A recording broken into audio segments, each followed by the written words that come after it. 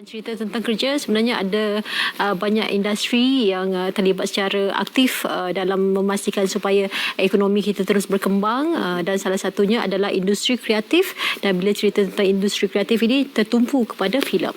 Okey, baik. Untuk itu kita juga nak bercerita tentang bagaimana penggiat-penggiat filem dan juga mereka yang berada dalam industri ini terjejas disebabkan oleh COVID-19 dan ke mana hala tuju industri perfilman tempatan. Untuk itu kita perkenalkan tetamu kita, Tuan Zarin Aris, yang juga merupakan dari Permodalan Penerbit Filem Malaysia Berhad PPFMB. Assalamualaikum, selamat pagi. Apa khabar, Tuan? Waalaikumsalam. Alhamdulillah.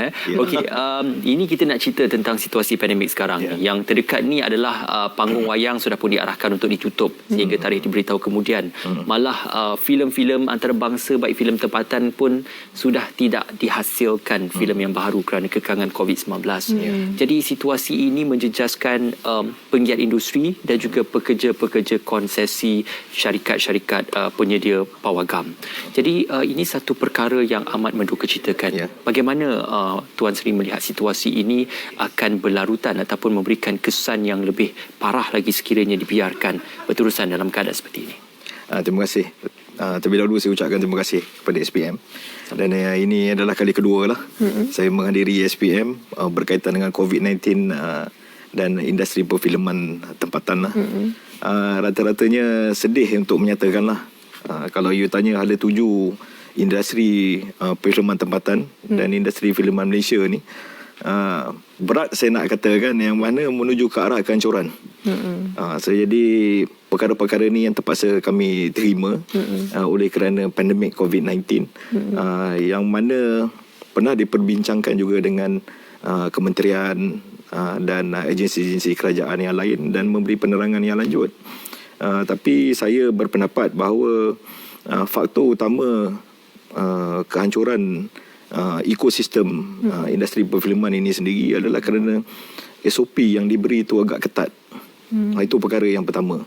Kerana apabila SOP penjarakan yang diberi dan dia harus dipatuhi oleh pihak pawagam sendiri, penjarakan 1 meter, ini bermaksud setiap satu hall tu hanya boleh mendapat kapasiti lebih kurang 30% saja.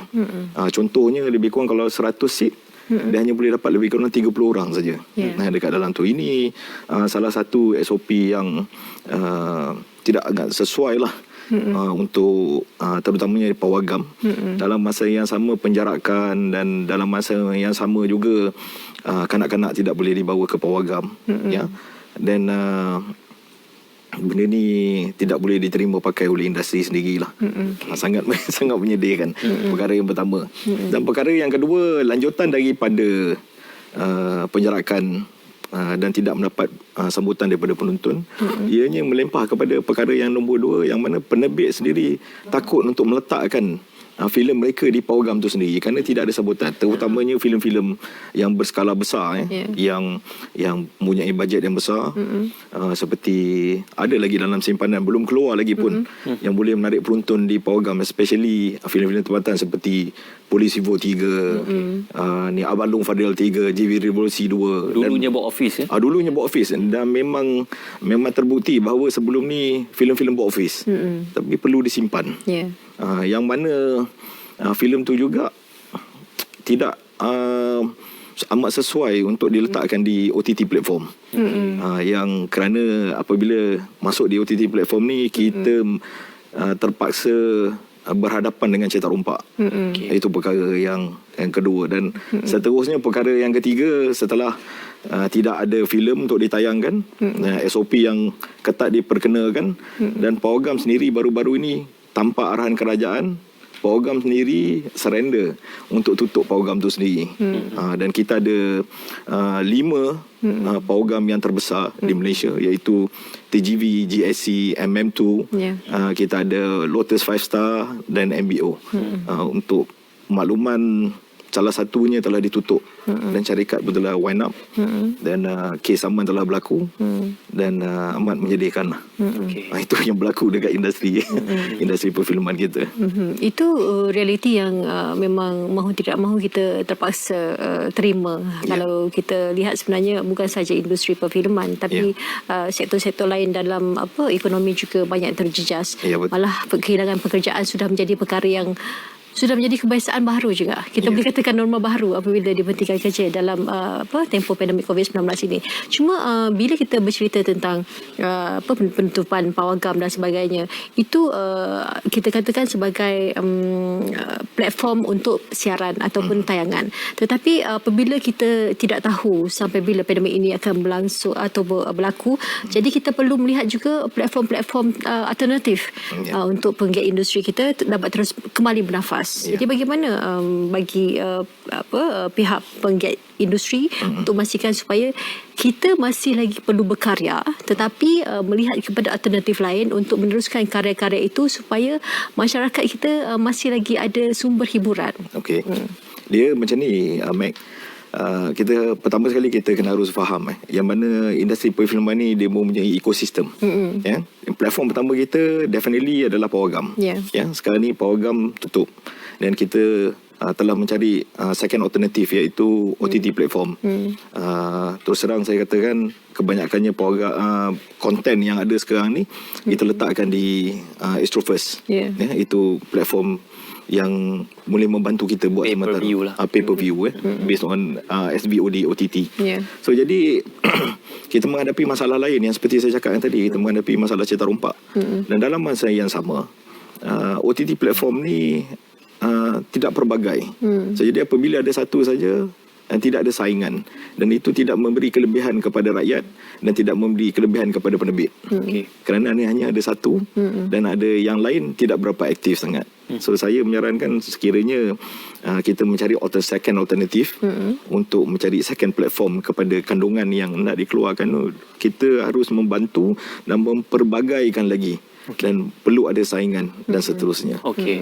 Kalau benar sekalipun kita ingin mengadakan pawagam secara fizikal, mungkin ramai peminat industri tempatan tanah air ataupun peminat filem yang mencadangkan kita menggunakan apa yang kita kata sebagai outdoor cinema yang pernah dijalankan di negara seperti Amerika dan juga di negara Eropah, yang mana tidak perlu keluar daripada kenderaan pergi ke satu kawasan padang yang luas dan dipertontonkan skrin yang besar untuk menikmati tayangan filem itu. Adakah itu relevan dan realistik untuk dilaksanakan dalam situasi pawagam tempatan? Memang pernah dilaksanakan outdoor seperti sinema yang penonton boleh menonton di dalam kereta yang pernah dilaksanakan. Tapi sambutannya agak kurang. Berbeza daripada pawagam yang sedia ada sekarang. Kita kena faham konsep pawagam sekarang ni bukan hanya dia pergi ke keselesaan, kan? Sekarang ni dah ada 3D, 4D dan dulu pawagam mana ada katil, sekarang pawagam pun ada katil. So sangat berbeza. So dan dulu pawagam mana ada kursi yang boleh bergoyang dalam bentuk 3D dan sebagainya. Dan mempunyai sound system yang terbaik. Ini experience yang penonton perlu mahukan. Daripada situ dan kita biasanya menonton ke pawagam, definitely kita akan menonton filem-filem yang seperti filem aksi, seperti filem horror yang mempunyai special effect dan sebagainya. It's totally different experience daripada yang kita sekiranya kita menonton di rumah. Itu sangat berbeza. So jadi platform pawagam ni tidak boleh dibiarkan begitu saja. Oleh kerana dengan alasan COVID-19 dan kita membiarkan pawagam macam tu. Dan pawagam juga berusaha dan ikut SOP yang telah ditetapkan oleh kerajaan. Dan kita ambil contoh seperti Singapura.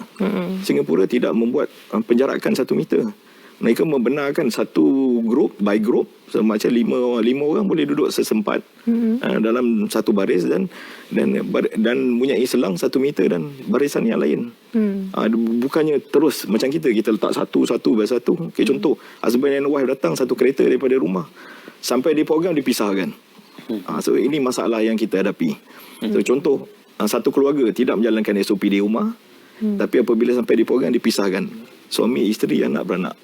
So jadi ini yang boleh letak penghadang sinar tu. ini yang jadi masalah. So jadi apabila keadaan ini berlaku, so niat untuk pergi ke pawagam terhalang. So, jadi tidak ada sambutan dan sebagainya, dan seterusnya lah, mempunyai masalah-masalah yang selanjutnya. So, ini yang masalah utama. Tapi saya yakin kalau pihak kerajaan yang boleh bertolak ansur kan, dan memastikan SOP yang ketat. Tapi kita boleh masih berkumpul di Pawagam, insyaAllah. Saya yakin Pawagam akan buka semula dan industri akan berjalan dengan elok, insyaAllah. Di sebalik cabaran apabila kita tidak membenarkan untuk Pawagam memberikan ruang kepada penonton untuk duduk menyaksikan filem. Cabaran itu satu perkara yang mau tidak mau memang memeningkan kepala jugalah kepada pengeluar filem. Tersangat. Tetapi dari satu sudut lain, bagaimana pula dengan kerja-kerja di penerbitan ini? Adakah kini apabila berlakunya masalah ini, pengeluar filem kita juga mengurangkan skala ataupun skala penerbitan mereka, ataupun masih lagi pada skala yang besar, masih lagi menerbitkan filem, masih lagi berkarya untuk memberikan ruang kepada mereka memberikan mesej menerusi terbitan yang diberikan. Buat sementara waktu ni, industri terpaksa menukar cara lah. Dia punya business model kebanyakannya kepada TV. Ya. Dan dalam masa yang sama juga, saya amat berterima kasih lah kepada Yang Amat Berhormat YB Menteri Kementerian Komunikasi sendiri, yang amat prihatin terhadap industri, melalui Finas dan pengurusi Finas, CEO Finas yang bekerja keras lah untuk cuba membantu industri ini. Dan ada juga sebelum bajet belanjawan yang akan disebutkan esok ni, sebenarnya telah diberi bantuan kepada industri itu sendiri, seperti geran pelaksana dan sebagainya. Telah dilaksanakan, tapi belum ada keputusan lagi lah. Dan buat masa sekarang ni, kita hanya melaksanakan penerbitan-penerbitan yang sebelum ini saja. Dan rata-ratanya kurang pekerjaan di luar sana. So, jadi ini yang terpaksa kita hadapi sekarang ni. So, jadi saya mengharapkan sekiranya ada belanjawan yang akan datang ni mempunyai satu peruntukan khas untuk industri kreatif kan. Terutamanya membantu ekosistem yang telah runtuh ni. Nak bangunkan kembali ni bukan satu perkara yang mudah. Dan dapat membantulah. Okey, mahu tidak mahu sebenarnya dengan disebabkan kita terpaksa mengekang penjarakan fizikal dan juga pengalaman ke Pawagam itu tidak dapat dirasai buat ketika ini, mungkin kalau di barat sini mereka sudah beralih kepada platform seperti Netflix dan juga iFlix untuk menjual filem-filem mereka. Malah itu mendapat sambutan yang menggalakkan kerana platform ini mengamalkan satu peraturan yang ketat untuk menonton itu perlu dibayar atau perlu dilanggan terlebih dahulu. Jadi mungkin masalah cetak rompak itu dia adalah mungkin lebih kurang sama dengan masalah kalau sekiranya ditayangkan di panggung wayang secara fizikal. Adakah sebenarnya filem tempatan kita tidak cukup berkualiti ataupun tidak cukup kelayakannya untuk ditempatkan di platform-platform seperti Netflix dan juga iFlix yang merupakan platform portal antarabangsa yang cukupkah itu? Okey. Terkini untuk Netflix, ada konten-konten Malaysia yang berada di Netflix. Kan? Tapi dalam masa yang sama juga terdapat report yang mengatakan bahawa penonton Malaysia ni, penonton Netflix, saya quote Netflix, kebanyakannya menonton, dia bukan menonton konten dari Malaysia, dia menonton konten yang dari luar. So jadi oleh kerana itu sambutan daripada lokal sendiri tidak mendapat berapa bagus lah untuk konten Malaysia tu sendiri. Dan rata-ratanya konten yang dibeli yang dah siap dan dibeli oleh Netflix memang ada banyak. Konten Malaysia yang siap telah dibeli oleh Netflix memang ada banyak di Netflix. You boleh tengok dekat situ. Tapi commissioning by Netflix setakat ni hanya satu saja yang telah berjaya, yang lain tak berjaya. Oleh kerana kadang-kadang mereka juga memilih oleh kerana population negara kita ni agak kurang, berbeza daripada Indonesia dan negara-negara lain. That's why itu salah satu strategik marketing platform-platform OTT lah yang berada sekarang. Dan saya sarankan lah, macam saya katakan tadi, saya lebih menggalakkan sekiranya kita ada local platform OTT seperti ATM sendiri boleh buat dalam masa yang sama, ataupun Media Prima sendiri boleh buat. Dan sebelum ni mereka juga ada seperti tonton dan sebagainya kan. Dan saya dipahamkan juga mereka juga tengah mengkaji untuk menjalankan platform-platform OTT lah. Ataupun TM pun ada juga. Dan seharusnya diperbanyakkan lagi lah bagi persediaan akan datang. Tapi nyata daripada platform Pawagam untuk menggantikan OTT, dia adalah dua platform yang berbeza. Dua experience yang berbeza. Dan hanya sementara waktu saja. Dan kami juga mengharapkanlah supaya sekiranya kerajaan dapat membantu kan ekosistem ni, dan insyaAllah industri akan naik balik. Dan tak lupa juga, sekiranya telah diselesaikan perkara berkaitan dengan COVID-19 ni, pada masa akan datang ada satu isu juga akan timbul, adalah lambakan-lambakan filem yang dah terterangguh ni kan. So jadi daripada Hollywood pun sampai, daripada Malaysia pun sampai, habis semua berlanggar dekat situ. Sekarang buat masa sekarang ni senang untuk difahami oleh penonton, nisbah lebih kurang satu filem tempatan 4 filem international. So 4 kali ganda. So maksud dia satu tahun kita ada lebih kurang dalam 200,000 lebih lah, 200 lebih, lebih kurang 300 lah filem titles yang ditayangkan. Dan ikut kutipan, gross kutipan yang sebelum ni, lebih kurang 1 bilion ringgit kutipan daripada kutipan Pawagam. Dan daripada gross sales tu 25% tu diberi kepada kerajaan negeri dan kerajaan persekutuan.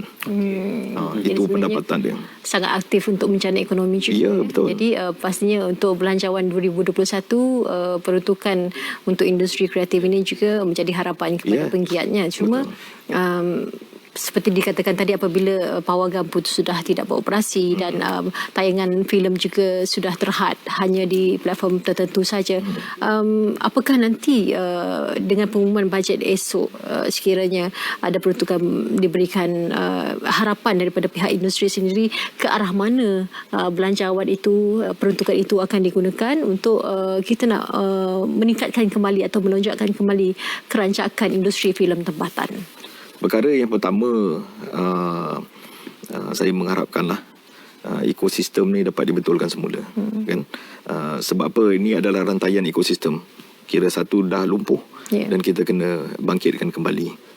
Dan yang kedua, kita perlu perbagaikan memberi peluang pekerjaan kepada industri. Ini yang sangat penting. So kita kena faham, dalam ekosistem industri, penerbit adalah majikan. So penerbit tidak ada bisnes, maka penggiat-penggiat industri tidak ada peluang pekerjaan. Ini perlu dibantu. Dan juga sama, dan juga tidak langsung terlibat adalah platform-platform TV seperti RTM, Media Prima dan sebagainya, dan Astro dan sebagainya. Ini juga turut membantu, memberi peluang pekerjaan kepada industri. Setakat ni alhamdulillah ada terima, tapi daripada segi keputusannya belum lagi. Tapi kerjanya telah dijalankan. Tapi belum ada keputusan apa-apa. Cuma mungkin dari segi penambahbaikan untuk industri, amalan yang kita lihat di Hollywood contohnya, untuk penghasilan satu filem mendapat kerjasama daripada pelbagai tenaga produksi ataupun syarikat-syarikat produksi yang bergabung menghasilkan dana dan juga menghasilkan satu filem. Berbanding dengan di Malaysia, hanya satu syarikat produksi menghasilkan satu filem. Jadi tidakkah selepas ini akan ada cadangan untuk beberapa syarikat produksi di Malaysia bergabung, mengumpulkan dana mereka untuk menghasilkan satu filem yang berkualiti dan boleh memberikan keuntungan win-win situation untuk semua? Perkara ini pernah dilakukan sebelum ini. 3 syarikat telah bergabung menghasilkan satu filem. Ada yang mengambil bahagian daripada segi promosi, ada separuh bahagian mengambil daripada segi kos produksi dan sebagainya. Bukan tak pernah lakukan, kita pernah lakukan perkara ini. Tapi rata-ratanya objektifnya, setiap penerbit dia ada strategik tersendiri. Sama ada dia akan pergi ke low budget films ataupun dia pergi high budget films. Ini berpandukan kepada syarikat dan strategi syarikat itu sendirilah. Jadi saya nampak kepada yang boleh menarik penonton ke Pawagam dan sebagainya, inilah filem yang berkualiti tinggi, yang dah terbukti yang sebelum ni mendapat kutipan-kutipan box office yang kita tahu. Yang sebelum ini, inilah yang kita mengharapkan supaya dapat membawa kembali penonton ke Pawagam ataupun ke platform-platform yang sebagainya. Dengan harapan jugalah kalau kerajaan ingin membantu, kan, mungkin ada sedikit jaminan kepada syarikat-syarikat yang mempunyai title-title yang besar ni, untuk mereka keluarkan, dan mereka pun tidak rasa begitu amat takut lah, kerana investment yang besar. Sekali keluar filem ni di pawagam tak laku, kena cetak rompak, dan that's it. Habis sama sekali. Itulah dia. Sebenarnya industri perfilman ni dia ibarat satu industri yang sangat berisiko dan ibarat memperjudikan nasib mereka yang terlibat secara langsung. Jadi harapan Tuan Sri untuk Belanjawan 2021 dan juga pembangunan industri filem tanah air. Saya sebenarnya terus terang saya nyatakan tak sabar nak tunggu esok. Kita nak tahu apa keputusan dia, kan. Supaya dengan ada sedikit belanjawan kepada industri kreatif ni, sekurang-kurangnya dapat membantu kami lah yang dalam kesesakan sekarang ni. Especially sekarang ramai yang tak ada kerja kat luar sana, dan dalam masa yang sama juga saya juga memohonlah bukan hanya mendapat benefit daripada belanjawan, tapi yang paling penting ni, apa yang telah dilaksanakan sekarang ni oleh kerana pandemik ni, tolong kurang-kurangkanlah. Contoh, saya bagi contoh, sebelum mengeluarkan filem ni kita terpaksa bayar CGLB, Lembaga Penapisan Filem, yang mana belum keluar filem lagi dah kena belanja 30-40 ribu. Itu tolonglah wavekanlah dulu sementara waktu ni, bagi kecualikanlah, membantulah sikit, kan. Kalau boleh ni 25% cukai hiburan ni kurang-kurangkanlah. Itulah InsyaAllah kita harapkan yang terbaik untuk industri perfilman tanah air bersempena dengan pembentangan Belanjawan 2021. Terima kasih Tuan Zarin Aris dari Pemodalan Penerbit Filem Malaysia Berhad PPFM kerana bersama dengan kami.